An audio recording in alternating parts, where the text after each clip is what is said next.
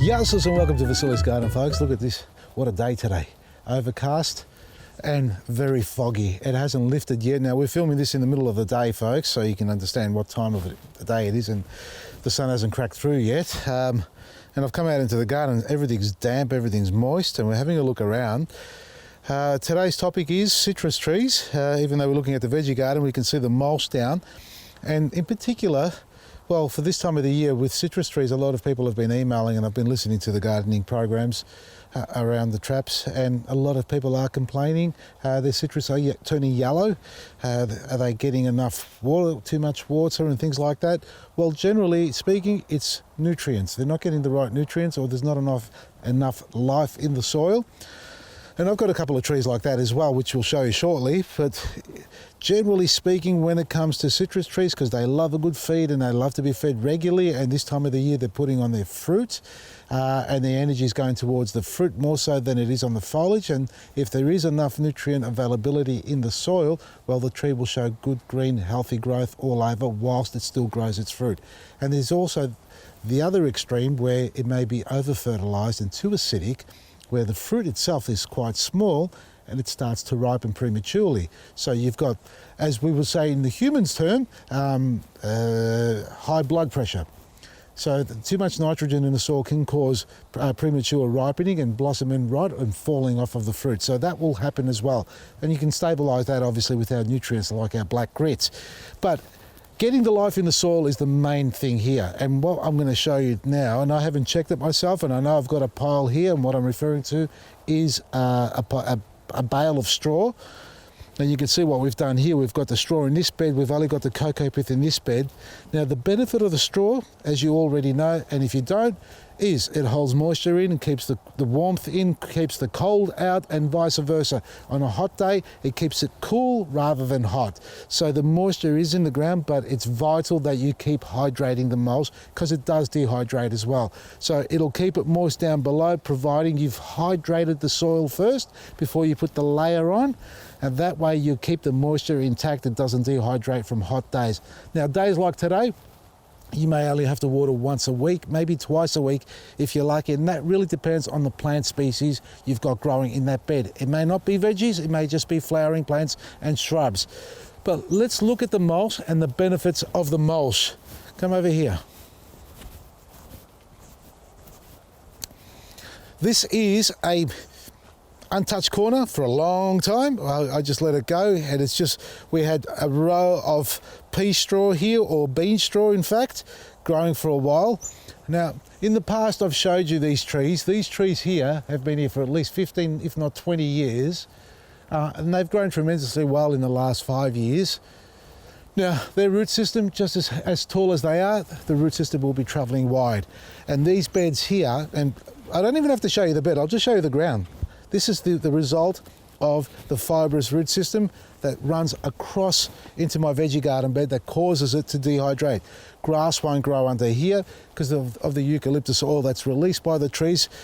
It's almost toxic to the soil to the point where nothing else will grow that easily. A few weeds you may find you'll spot around here that may grow, but generally speaking, if you were to try and plant into this soil, it's a sandy loam base. You can see what I'm doing here. It's hard as a rock underneath. Right, but there's no real life in it, nothing at all. I mean, the grass, as you can see, that there is onion grass. That's what we got there, onion weed, and a couple of little winter grasses popping up here and there, but that's about it. And the closer we get to the tree, yes, it'll probably have a little bit more life in respect to the leaf mulch that's falling down. Now, that's an area that's decomposing beautifully. See if I can get in here. For a native forest in that respect. Now, this is where the leaf fall is, because we're under the canopy of the trees. So this will be breaking down, and we've got quite a lot of fibre in there, but it hasn't broken down all the way through, in fact. But we've got a lot of mulch here. Let me find a better example. What I was anticipating here is to actually see composting process. Yeah, it is better. But again, it's because it is a eucalyptus plant, you know, native trees, and they do become very territorial. They take over the space and very little grass will grow. But again, The mulch is decomposing, but it is eucalyptus, so it's not going to be the best for the ground, and you're not going to get an array of plants growing in here that easily. But let's go back now. So a little bit disappointed. I was actually expecting a little bit more than that in growth or composting with the mulch there, but you know, that's how it is with the eucalyptus. It does break down, but not really something you'd be putting in your veggie garden. Well, let's just go here now. Now this, let's go here now. Now this bale here has been decomposing on its own, all right? I've done nothing to it. We had a row of them here, and in the past, I've actually moved them and put them into the garden bed, and they have shrunk. So what you're seeing is a cavity here is the composting process. That's been eaten alive by composting, you know, creatures. We're talking from all the little beautiful organisms that live in the soil, from the microbes all the way up to the worms and things like that actually break away. Let's see what's going on under here. It's a bit dry. Not much in that area there because it's a fine layer over the top. Let's have a look under here. Have we got any life in here? Let me get in here. Remember, we're right underneath the trees here, right? So don't expect to be able to see the soil, you know, beautified that easily because it's very fibrous of the roots, but it's the mulch itself on top that I'm looking through here at the moment to see what's going on. Look at that, there's like it's soil in here. It's broken down to organic matter, so it's been eaten up. What else am I gonna find in here? Where did this soil come from? See it? Oh, it's really damp in here now. Here we are. What am I looking for? No, don't know. What are you sniffing me for? No, we're not going to kiss now on camera. People are going to get the wrong idea. Look at this. So it's not really, really damp, meaning we don't water it, but there you go, look at that. Little worm. So if there's one worm, there'll be many worms in here, folks. There's another one there, look at that. So look. There's a whole colony of worms in here. Here we go. This is what I'm referring to. So we found it, we've hunted it down, and we found the secret life of mulch. That's what I'm referring to. Mulch, straw, leaf matter, all this sort of stuff is so vital. Just in a handful here, I've got half a dozen, if not more, worms, and if I crack it open, there's more in there. Look, continuous. There's a whole colony of worms breeding here. These aren't going to waste. These are going straight into the garden. This is what we've got to do. Now this is parsley, it doesn't need it. I suppose we can put a few in here, so we just loosen up the soil and mix them through. They'll be fine, they'll know what to do once we put them in there like that. And we'll stick some in here, because remember, this is cocoa fibre and we need it to activate. There we are.